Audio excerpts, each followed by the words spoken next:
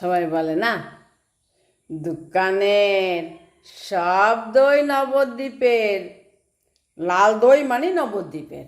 বুঝেছেন? দোকানে যেখানেই যাবেন লাল দই দেখলি বলবে, সবাই বলবে এটা নবদ্বীপের দই। হ্যাঁ, বাজারে যে ইলিশ দেখবেন, যে কোনো ইলিশ দেখলেই বলবে, কি বলবে বলুন তো, সব পদ্মার ইলিশ। সে যেখানকারই ইলিশ হোক না কেন, এই পদ্মার ইলিশ।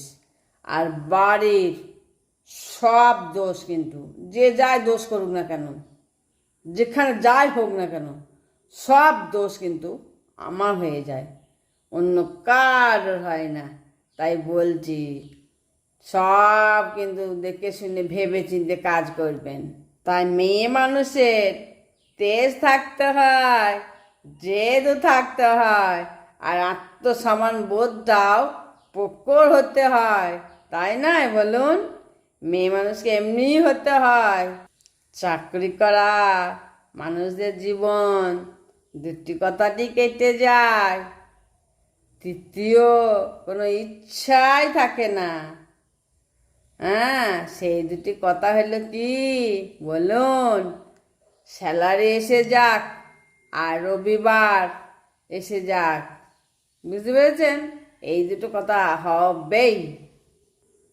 লম্বা সূত্র আর লম্বা কথা সব সময় এলোমেলো এবং প্যাঁচ লেগে যায়।